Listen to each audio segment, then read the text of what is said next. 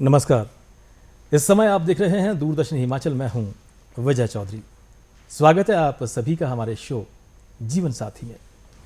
Show पर हम आपको अक्सर समाज के अलग अलग क्षेत्रों से जुड़े हुए कपल्स को मिलवाते हैं और उनसे जानते हैं उनके जीवन के खट्टे मीठे अनुभवों के बारे में कि किस तरह से उनकी अब तक की जो लाइफ है वो रही है।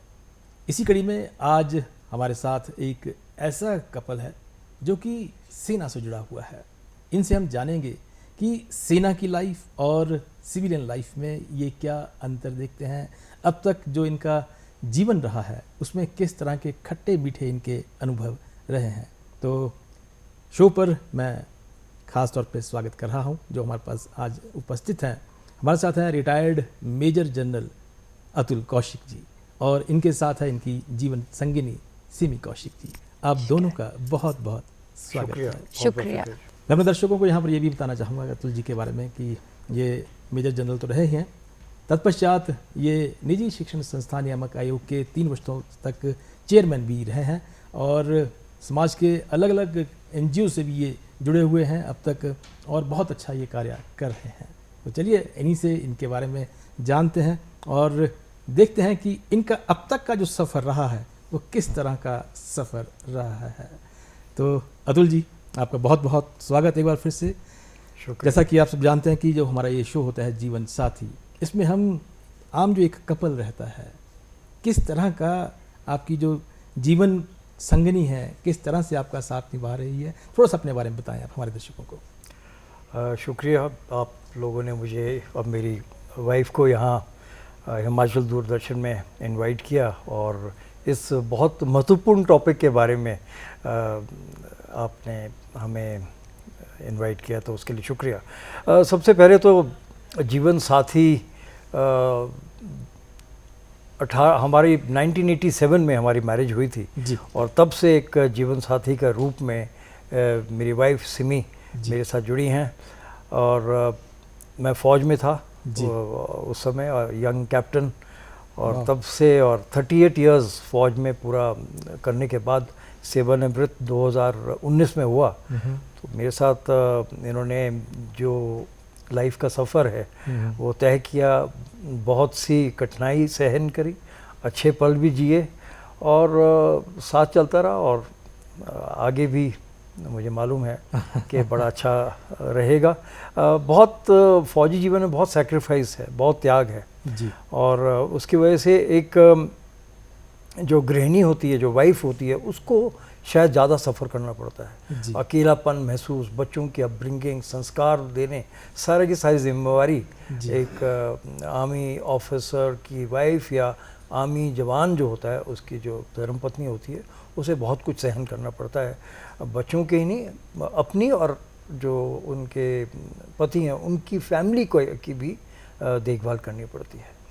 मैम सिमी, मैं आपसे जानना चाहूँगा, जब आपकी मैरिज हुई तो आपके मन में कभी ये नहीं आया कि एक फ़ौजी की जो लाइफ होती है वो तो हमेशा बॉर्डर पे रहती है, बड़ी टफ लाइफ होती है, कहाँ मुझे समय दे पाएंगे, किस तरह से समय दे पाएंगे, तो कैसा आप इसको देखती हैं?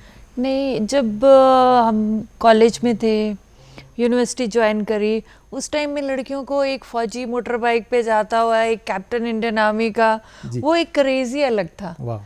तो उस टाइम ये समझ में नहीं आया कि जब ये फील्ड में जाएंगे तो क्या होगा। तब एक सिर्फ ग्लैमर दिखता था, एक आर्मी यूनिफॉर्म में बंदा है, उसके पीछे बैठ के बाइक में जाएंगे, नए नए अनुभव होंगे, डिफरेंट प्लेसेस में जाएंगे, पर तब ये बिल्कुल समझ में नहीं आया था कि उसके पीछे की कहानी कुछ और होएगी। तो आपकी अरेंज मैरिज है या लव मैरिज थी? Arrange marriage. अरेंज मैरिज थी आपकी? अरेंज मैरिज थी। तो जब आपकी शादी हुई उसके बाद कितने समय के बाद आप सर के साथ फिर इनके बॉर्डर पे गई या इनके हेडक्वार्टर पे रहने के लिए? जब हमारी शादी हुई तो मैं यूनिवर्सिटी में थी जी। फिर हम 3 महीने साथ रहे तो ये चले गए नागालैंड चले गए। तो उस टाइम में फिर धीरे धीरे समझ में आने लगा जी कि लव मैरिज तो थी नहीं। तो फिर नाहन गए, फिर मेरे इन लॉज बड़े सपोर्टिव थे, उन्होंने मुझे वापस यूनिवर्सिटी ज्वाइन करने की परमिशन दी। फिर मैंने अपनी यहाँ पे पोस्ट ग्रेजुएशन करी, पूरी कंप्लीट करी और उसके बाद अब सोचा कि अब क्या किया जाए। जी मैं अपना घर नहीं कोई था, मतलब यहाँ इन लॉज के पास या अपने पेरेंट्स के पास। जी एक लड़की का सपना होता है कि शादी होते ही अपना एक रूम बिल्कुल, होगा, बिल्कुल, जी। ये अपना, और ऊपर तब उन दिनों में चिट्ठी लिखने का रिवाज था, फोन भी नहीं होते थे, इनकी लेटर की वेट, पोस्टमैन सबसे इम्पोर्टेंट बंदा होता था हमारी लाइफ में जी। कि वो कब आएगा, इतनी सारी चिट्ठियाँ इकट्ठी आती थी।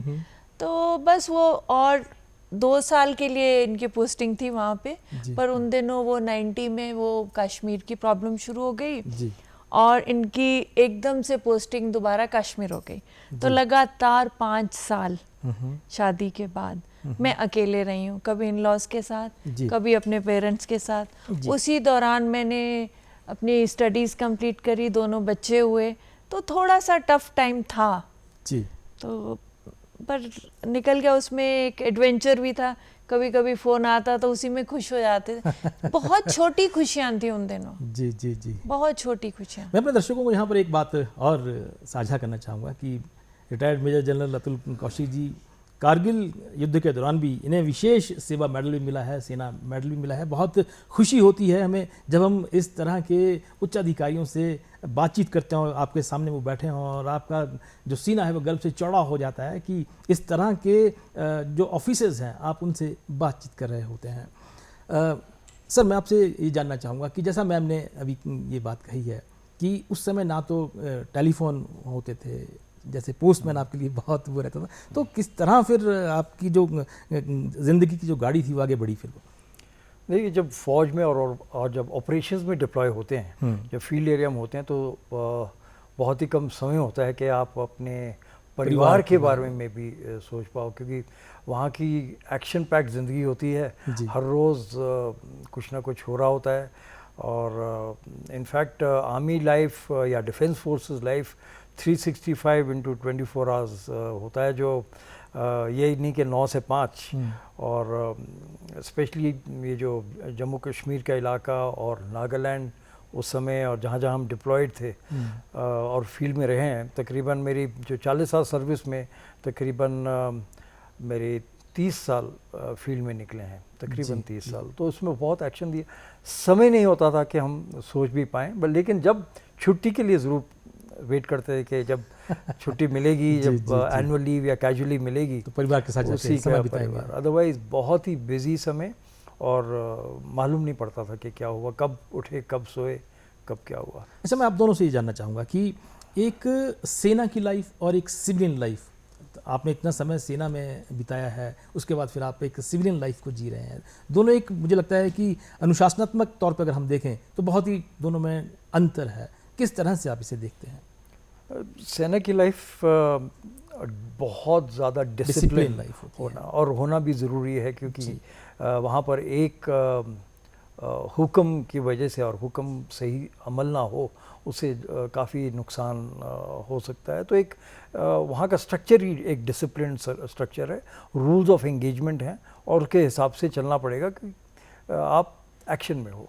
जहाँ पर लड़ाई हो रही है और आप बंदूकों से, बारूद से डील कर रहे हो, वहाँ कोई गलती ना हो, तो वहाँ स्ट्रिक्ट डिसिप्लिन होना ज़रूरी है। और साथ में मानसिकता, बहुत टफ मानसिकता, वहाँ पर हम ट्रेनिंग के दौरान हम ऐसी मानसिकता बना देते हैं कि जिसमें कोई गुंजाइश नहीं कि हुक्म ना माने और डिसिप्लिन में ना चले। इफ़र्ट्स की कुछ भी गुंजाइश नहीं, कोई भी गुंजाइश नहीं। जब मैं उसके बाद, जैसे ही मैं 40 साल बाद नाहन में सेवानिवृत्त होकर आया, तो पूरा संसार मुझे लगा कि चेंज हो गया है।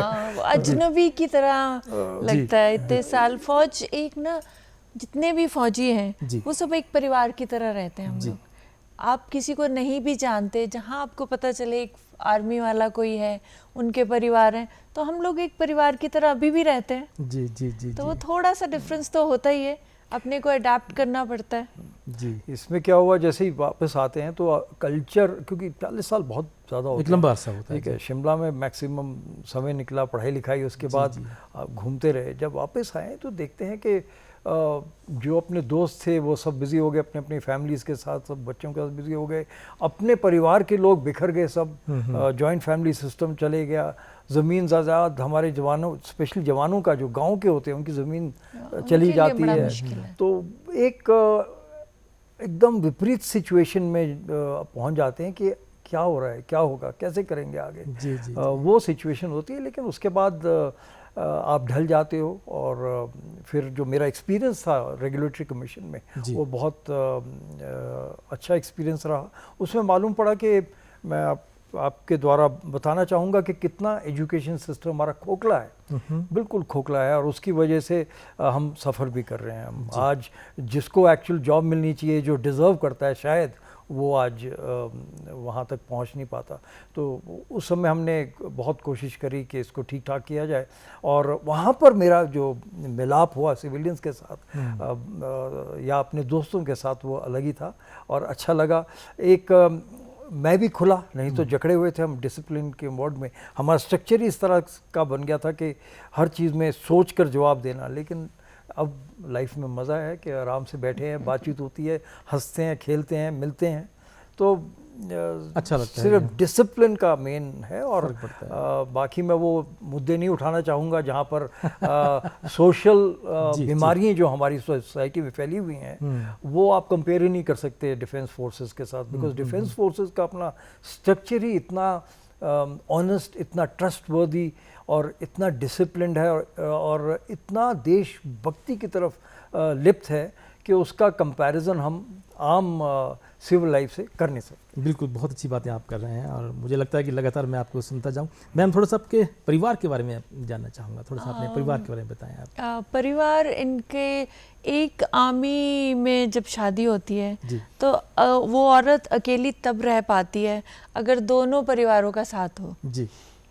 इनको कोई फिक्र नहीं होती थी वहाँ पे, क्योंकि इनके पेरेंट्स, मेरे पेरेंट्स, इनके भाई बहन, मेरा भाई, तो सबने बड़ा साथ दिया, तो उसकी बड़ी अहम भूमिका थी। उसके बाद जब अपने बच्चे हो गए तो एक हिम्मत करके अलग रहना सीखा कि कब तक आप परिवार का साथ लेके, मतलब एक्सटेंडेड फैमिली के साथ कब रहोगे। इंडिपेंडेंस भी सीखनी थी। एक शिमला से निकल के फौज ने बहुत सिखाया, अकेले रहना, अकेले बच्चों की देखभाल करना। मुझे आपसे पूछना चाहिए कि मुझे लगा कि शायद आपके परिवार में एक दुर्घटना भी घटी थी। वो तो वो एक अलग अनुभव तो नहीं कहूँगी, वो एक बहुत बड़ी पेन थी जिसमें अगर मेरा साथ मेरे हस्बैंड ने नहीं दिया होता तो मैं उठ नहीं पाती। जी। जैसे हमने अपने यंग बेटे को खोया। जी। और मैं दर्शकों को यहाँ पर बताना चाहूँगा, क्योंकि मैं नहीं चाहता कि मैम थोड़ा सा इसको लेकर थोड़ा सा इमोशनल हो जाए, क्योंकि ये बिल्कुल किसी का नौजवान बच्चा इस दुनिया से रुखसत हो जाए। मैं सर से पूछना चाहूँगा कि सर किस तरह का ये इंसिडेंट हुआ था, ये क्या? मैं रेगुलेटरी कमीशन में चेयरमैन था उस समय जी, और मेरा लड़का शिव प्रबल कौशिक जी, वो डिफेंस फोर्सेस और डिफेंस इंडस्ट्री के साथ उसका लिंक था, और वो इज़राइल गया हुआ था। तो इज़राइल में, और वो नेशनल शूटर भी था, तो इज़राइल से जब वापस आया तो फिर उसको एक रशियन टीम के साथ ड्रोन्स के लिए काजा किब्बर की तरफ जाना था। तो जब वहाँ से लौटा तो अचानक कहता कि तबीयत सही नहीं है, और टेम्परेचर, बुखार बहुत ज़्यादा, दवाई खाकर भी कोई असर नहीं हुआ। उसके बाद हमने उसको एडमिट कर दिया चंडीगढ़ में एक सुपर स्पेशलिस्ट हॉस्पिटल में। 10 दिन के अंदर वो निकल गया, चले गया। और ये यहाँ तक मालूम नहीं कर पाए, इतनी टेक्नोलॉजी, इतनी साइंस आगे बढ़ चुकी है कि एग्जैक्ट बीमारी क्या थी ये नहीं मालूम, डायग्नोज नहीं कर पाए। उसकी वजह से सही दवाई नहीं मिल पाई, या जो भी था वो डॉक्टर्स के, हमें पूरा कॉन्फिडेंस था डॉक्टर्स के ऊपर कि वो संभाल लेंगे, लेकिन संभाल नहीं पाए, वो चले गया। बेटी है शायद आपकी? एक मेरी लड़की है, वो न्यूजीलैंड में सेटल्ड है। एक हमारा ग्रैंडसन भी है, वो मैरिड है एक ब्रिटिश सिटीज़न के साथ, और न्यूजीलैंड में वेलिंगटन में सेटल्ड है। मैं अपने दर्शकों को यहाँ पर ये भी बताना चाहूँगा कि अतुल सर सामाजिक कार्यों से भी बहुत जुड़े हुए हैं, एनजीओ से जुड़े हुए हैं, एनजीओ भी चलाते हैं ये। और जब एनजीओ की हम बात करते हैं तो एक जो आर्मी मैन होता है, क्योंकि उसको हमेशा डिसिप्लिन की बात रहती है, तो मंदिरों को लेकर, जंगलों की साफ सफाई को लेकर किस तरह का एनजीओ से जुड़े हुए हैं, फरसत बताएं। देखिए, सबसे पहले तो एनजीओ के बारे में बताऊंगा। बड़ा गलत इंप्रेशन पहुंचा हुआ है एनजीओ के बारे में, और गलत भी हुआ है कई जगह कि एनजीओ का पैसे का लेन देन की वजह से बदनाम हुए हैं, और करप्शन भी फैली है। मेरा जो 2 NGOs हैं मेरे, एक मेरे लड़के ने शुरू किया था 2019 में और मैंने 2022 में दूसरा NGO शुरू किया था। पहला NGO था हमारा स्किल ट्रेनिंग से लिंक्ड, जिसमें वुमेन एम्पावरमेंट, एक्स सर्विसमैन का वेलफेयर, जो वीर नारियाँ होती हैं जिनके जो हस्बैंड शहीद हो जाते हैं उनकी देखभाल करना, वो NGO इन टॉपिक्स के साथ खड़ी करी थी। और जो सेकंड वाली थी वो जो हम शिमला जब आए हमने देखा चारों तरफ आग लगी हुई है, चीड़ के जंगल जल रहे हैं चारों तरफ जंगलों में, तो मैंने एक्स सर्विसमैन को इकट्ठा करके उनके साथ जंगल में आग बुझाने की कोशिश करी। तो फिर इसको एक रूरल सेटिंग दे दी, गांव की सेटिंग दी इस NGO को। तो एनवायरनमेंट का जितना डिस्ट्रक्शन अभी हो रही है और ये उसकी तरफ अवेयरनेस जनरेशन, लोगों बच्चों को स्कूल में जाकर, कॉलेजेस में जाकर, यूनिवर्सिटीज़ में जाकर और जहां मौका मिलता है अवेयरनेस जनरेशन के, ये ठीक नहीं हो रहा है। और जितने भी हमारे बड़े जो जैसे चूड़धार वाले मंदिर, शाली टिब्बा और ऊंची पहाड़ों में जो मंदिर और तीर्थ स्थान लिंक्ड हैं, वहाँ पर साफ़ सफाई का कि एक्चुअल ग्राउंड में करना और अवेयरनेस जनरेट करना, ये सब हमने किया। यहाँ मैं कहना चाहूँगा आपके माध्यम से कि जो हमारा ग्रोथ मॉडल है GDP बेस्ड है, कंज्यूमरिस्ट ग्रोथ मॉडल है। तो इसका मतलब ये हुआ कि हमने जो वेस्टर्न सभ्यता से टेक्नोलॉजी और ये सब लिया है, उससे हमारी आदतों पे असर पड़ा है। बिल्कुल। तो खाना पीना जो भी है हमारा, उसकी वजह से एनवायरनमेंट में असर पड़ रहा है। अब गलती उसकी नहीं है जो बेचारा टॉफ़ी का कागज़ लेकर, छोटा सा बच्चा चिप्स का पैकेट लेके ज़मीन में फेंक देगा, वो ठीक है, वो एक बिहेवियर और हैबिट की बात है, उसको ठीक करना, उसको बताना सही है। लेकिन सबसे बड़ी प्रॉब्लम ये है कि प्लास्टिक जनरेशन इंडस्ट्री जो कर रही हैं, जो चिप्स के पैकेट पैक होकर प्लास्टिक में आ रहे हैं, उसको अलाउ कैसे किया जा रहा है। जब दुकानों में प्लास्टिक की चीज़ें बिकेगी, एक गरीब बच्चा, एक छोटा बच्चा ज़रूर वो चाहेगा कि उसको कंज्यूम करे और फिर वो जनरेशन होती रहती है। और देख लीजिए क्या हाल है। ये जो भौतिकता की ज़िंदगी है, मटीरियलिस्टिक ज़िंदगी है, ये एनवायरनमेंट को डिस्ट्रॉय कर रही है। और आगे क्लाइमेटिक चेंज की वजह से सबसे बड़ा असर पहाड़ों में होगा। हमारे हिमाचल, जम्मू कश्मीर, सिक्किम, नागालैंड, जितने पर्वतीय राज्य हैं, उनमें सबसे बड़ा असर क्लाइमेटिक चेंज का होगा और खराब असर होगा। आपने देखा ही जिस तरह से डिजास्टर्स हो रहे हैं। जी। बहुत अच्छा लग रहा है कि आप इतनी गहरी सोच रखते हैं समाज के प्रति। मैं आपसे जानना चाहूँगा, अब थोड़ा सा टॉपिक पे आते हैं, जीवन साथी के बारे में। अक्सर हम अखबारों में, सोशल मीडिया पे अक्सर ये देखते हैं, आज की जो नई जनरेशन है, जैसी शादियाँ इतनी दूर तक नहीं चल पा रही हैं, वो जीवन साथी, आए दिन हम डिवोर्स की बातें सुनते हैं, देखते हैं। तो आपको क्या लगता है कि कमी कहाँ पर है? ये कमी तो नहीं मैं कहूँगी, जनरेशन गैप भी नहीं कहेंगे जी। अब जो एक औरत है उसमें फाइनेंशियल इंडिपेंडेंस आ गई है जी। और वो भी अपने हस्बैंड के साथ साथ बाहर निकलती है अपने को प्रूव करने, अपनी आइडेंटिटी को दिखाने में, और इसमें कोई खराबी नहीं है। और डाइवोर्स का जहाँ तक सवाल है, पेशेंस और एक दूसरे को स्पेस देने की बात होती है। हम लोगों के पीछे हमारे परिवार होते थे, जॉइंट फैमिली में कहीं ना कहीं औरत डरती भी थी कि अरे नहीं, समाज क्या कहेगा, दूसरे लोग क्या कहेंगे, हस्बैंड के परिवार वाले, मेरे परिवार वाले क्या कहेंगे। पर आज एक औरत को ये मौका मिला है कि वो बाहर निकल के कंधे से कंधा मिला के चले। तो डाइवोर्स के पीछे जो सबसे बड़ा कारण है, पेशेंस नहीं है, फाइनेंशियल इंडिपेंडेंस, पर थोड़ा मेल डोमिनेंस तो नहीं है, बट वो भी समझ रहे हैं चीजें बदल रही हैं। बिल्कुल। सर भी कुछ कहना चाह रहे हैं इसमें? मैं इसमें ये कहना चाहूँगा कि जिस हिसाब से हम लोग पहले एक महिला को देखते थे, प्रीवियस जनरेशन की, ये घर में रहेगी, घर का काम करेगी, बच्चों की पाल, हमारी जननी, हमारी माँ भी तो एक महिला ही है। तो वो उस रूप से अब जब टेक्नोलॉजी और ये मॉडर्निज्म का जो इम्पैक्ट हुआ और बाहर की सभ्यताओं का जो इम्पैक्ट हुआ है, उससे एक महिला को हम एक सेक्स सिंबल ना मानकर जी उसे इक्वालिटी के रूप में देखें। उसमें सारी कैपेबिलिटीज़ हैं जो एक आदमी कर सकता है। इतनी टैलेंटेड, हमारे देश की राष्ट्रपति एक महिला है। महिला। अभी आपने देखा होगा कि किस तरह से क्रिकेट में लड़कियां हमारी वर्ल्ड टीम कप जीत के लेके आई हैं, तो इस तरह से आप देख सकते हैं। नहीं मतलब अगर आपका हस्बैंड आपका साथ दे, और जैसे वाइफ पहले हस्बैंड का साथ देती थी, अब हस्बैंड को भी उतना ही अपनी वाइफ के टैलेंट को उभारने में उसका साथ देना चाहिए। बिल्कुल, कि समझे ना कि भाई एक महिला है, उसमें भी वो गुण है, वो टैलेंट है, और उसको स्पेस दे, उसको अपनी आइडेंटिटी रिकग्निशन के लिए चांस दे। अब ये नहीं कि नहीं मैं हस्बैंड हूँ, मैं आदमी हूँ और ये मेरे डोमिनेंस में रहेगी, वो बात ख़त्म है।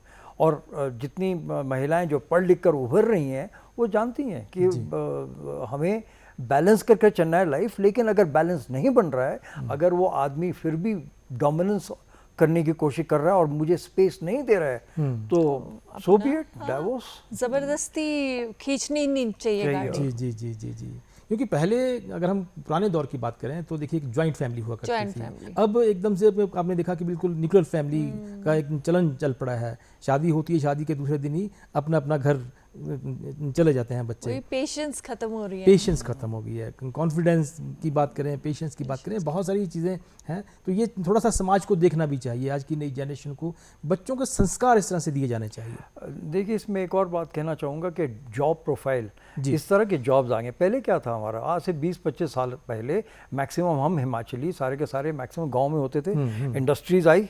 इंडस्ट्रीज़ कौन सी आई? ऐसी इंडस्ट्रीज जिसमें लेबर की ज़रूरत पड़ी। तो मैक्सिमम हमारे बच्चे, हमारे पहाड़ के बच्चों ने शौक के कि एक शहर का शहरीकरण क्यों हुआ, कि इंडस्ट्रीज़ की वजह से। तो गांव घर छोड़कर वो शहर में माइग्रेट कर गए। और शहर की ज़िंदगी जो है, वो शहर के संस्कार और गांव के संस्कारों में बहुत बड़ा फ़र्क है। और माइग्रेशन हुई, बहुत बड़ी माइग्रेशन। और अब क्या हो गया है कि यही कंज्यूमरिस्ट एटीट्यूड की वजह से अर्बनाइजेशन, शहरीकरण हुआ। शहरीकरण के जो संस्कार हैं वो दिखावा है, इल्यूजन है। वहाँ फिल्मी दुनिया, वहाँ पर आप होटल्स हैं, रेस्टोरेंट्स हैं, अलग है। जब गांव में जाएंगे आप, वहाँ पर शांत, वहाँ पर एक पीपल का रख मिलेगा, एक देवदार मिलेगा, वहाँ पर पगडंडियाँ मिलेंगी। वहाँ का माहौल जो है आपके मन को कुछ और इम्पैक्ट करता है। लेकिन शहर में आकर आप कंपैरिजन लाओगे, जेलसीज होंगी, ग्रीड आएगी, आप में एक मन खालीपन आएगा, बल्कि कि यार इनके पास है, मेरे पास क्यों नहीं, इसके पास कार आ गई, मेरे पास क्यों नहीं, इतना बड़ा घर उसके पास है, मेरे पास क्यों नहीं, कंपैरिजन। और ये ही अल्टीमेटली डाइवोर्स का कारण भी बनता है कि जब दो इंसान, एक हस्बैंड एक वाइफ, शहर में आकर उस कंपटीशन में आ जाते हैं कि भाई हमें ये करना है, वो करना है। उस कंपटीशन में पैसे की ग्रीड में इतना आगे बढ़ जाते हैं कि अपने को भूल जाते हैं कि उनकी आइडेंटिटी क्या है। और वहीं पर वो वैलिडेशन ढूंढते हैं औरों से कि मैं ठीक लग रहा हूँ, मैं ठीक काम कर रहा हूँ। वो औरों से वैलिडेशन ढूंढते हैं और आपस में हस्बैंड वाइफ का कंपटीशन हो जाता है। और वहाँ पर डाइवोर्स और वहाँ पर प्रॉब्लम आ जाती है। बहुत ही गहरी बातें आप कर रहे हैं, बहुत गहरी सोच रखते हैं। और हमारे दर्शक आज जो इस कार्यक्रम को देख रहे हैं, आपकी बातों को बहुत ध्यान से सुन रहे होंगे। तो मेरे पास लगभग 5 मिनट का समय है, तो मैं थोड़ा सा आपसे शौक यानी कि हॉबीज़ के बारे में ही जानना चाहूँगा कि मैम के क्या शौक हैं, आपके क्या शौक हैं। पहले आप। मेरे शौक है, एक तो मेरे को डांस करना बहुत अच्छा लगता है। एंड वो डांस का मतलब ये नहीं है, उसमें होता है कि आप प्रेजेंट हो जी, आप खुल के जियो, खुल के जो करना है खुल के करो जी। और थिएटर भी किया है। और बाकी इनके पीछे पीछे इनके उसको हॉबीज को भी फॉलो किया है। ये ट्रैकिंग पे जाते थे तो वो शौक अपना भी हो गया कि ट्रैकिंग, पहाड़ के लोग हैं हम जी जी जी, तो ट्रैक्स पे गए और लोगों के साथ बातचीत करना मुझे बहुत अच्छा लगता है जी। बहुत अच्छी बात है। चाहे आप 10 लोग रास्ते में चल रहे हैं, सबसे बातचीत करने का बहुत शौक है मुझे। ये बहुत अच्छा शौक है। सर का शौक? मैं पर्वतों रहा हूँ क्योंकि लास्ट मेरी जो पोस्टिंग थी, मैं commandant high altitude warfare school, तो पूरे इंडियन आर्मी को पहाड़ों की लड़ाई के बारे में। तो मेरे बहुत से स्टूडेंट्स हैं जिन्होंने एवरेस्ट, कंचनजुंगा और जो 8000ers हैं। तो मेरा अपना शौक भी एक माउंटेनियरिंग, बोल्डरिंग का है। दूसरा स्कीइंग वगैरह तो इससे लिंक्ड है, वो सब करा हुआ है। पैरामोटरिंग, पैराग्लाइडिंग वगैरह भी कर रखी है। और उस समय शौक रहा। अब थोड़ी बुढ़ापा आ रहा है, टांगें थोड़ी जवाब दे रही हैं। साथ में किताबें लिखी हैं वाह। और मैंने अब इन्वायरमेंट के लिए मैं पूरा डिवोटेड हूँ। ये बहुत बड़ी मेरी हॉबी कह लो, ये मेरा एक मिशन कह लो कि अपने हिमाचल में जो हाल हो रहा है, जो आगे डर लगता है कि हिमाचल में होगा क्या, तो उसके लिए मैं पूरा हॉबी के रूप में, क्योंकि मेरा पैशन है तो वो हॉबी होगी। Environment is my passion, I have to contribute towards that. बहुत अच्छा आपका पैशन है, बहुत अच्छी आपकी हॉबी है। मुझे बहुत अच्छा लग रहा है कि आपको लगातार सुनता जाऊं आपकी बातों को, और आपसे जुड़े बहुत सारे लोग इस कार्यक्रम के माध्यम से। जब आप इस स्टूडियो से बाहर निकलें तो बहुत से लोग आपको फॉलो करें। तो मैं आपसे ये जानना चाहूँगा, क्योंकि हम अंतिम पड़ाव पर हैं, कि आज का जो कार्यक्रम हमारा है, हमारा जो कपल का ये कार्यक्रम है, जीवन साथी का, हमारे जो दर्शक इसको देख रहे हैं, उनके लिए आपकी तरफ से और आपकी तरफ से क्या मैसेज होना चाहिए कि एक आइडियल कपल कैसा होना चाहिए, किस तरह से ज़िंदगी की गाड़ी आगे चलनी चाहिए? आइडियल कपल तो ये है कि एक दूसरे के जो आपके अंदर हुनर है, जो आपके अंदर कैपेबिलिटी है, उसको बाहर लाने की कोशिश करी जाए जी, और एक दूसरे को स्पेस दी जाए, एक दूसरे को समझा जाए जी। और सबसे कहते हैं कि अब वो शिव शक्ति वाला तो समय खत्म हो जी, गया। जी। हम लोग तो अभी भी सोचते हैं कि जब तक शिव शक्ति नहीं होएंगे, जी। मतलब दूसरों को, एक दूसरे के बिल्कुल सोलमेट्स, वो आज के ज़माने में मुश्किल है। बट फिर भी जितनी कोशिश हो उतना एक दूसरे को समझने की कोशिश करें, प्यार से रहें बस। सही कहा इन्होंने कि आइडियल कपल पॉसिबल नहीं है जी। ये परिभाषा की आइडियल चीज़ होती नहीं कोई। शिव पार्वती, मेरे राम तो आप सीता, आइडियल हो, हमें तो राम सीता। हाँ, ये ज़रूर है कि अपने एक दूसरे को स्पेस दें, अंडरस्टैंडिंग लें, सुख दुख में साथ, दुख में ज़्यादा साथ। लाइफ इज़ अ सफरिंग, मैं हमेशा कहता हूँ, इसमें दुख तो आएंगे ही आएंगे जी। तो उसमें एक दूसरे को अंडरस्टैंड करना बड़ा ज़रूरी है। एक दूसरे की पहचान होना, पहले लगता है कि बस यही है सब कुछ, लेकिन बाद में मालूम पड़ता है कि तुम्हारे अंदर के अवगुण, उनके अवगुण सामने नज़र आएंगे। तो इसको सहन करना, बैलेंस करना, रेजिलियंस लाना, हर लाइफ को इस हिसाब से रेगुलेट करना कि ज़्यादा उतार चढ़ाव में बैलेंस मेंटेन करते जाएं, एक दूसरे को पहचानें, एक दूसरे की मदद करें और एक दूसरे को प्यार दें। एक दूसरे को प्यार दें। तो इसी नोट पर आज हम अपना जो शो है यहीं पर हम समाप्त करते हैं। आप स्टूडियो में आए और इतनी अच्छी और गहरी सोच वाली आपने बातें की है, इसके लिए आपका बेहद शुक्रिया। तो थैंक यू। जीवन साथी शो पर आज बस इतना ही, लेकिन आप बने रहिए दूरदर्शन हिमाचल के हमारे अन्य कार्यक्रमों के साथ। नमस्कार।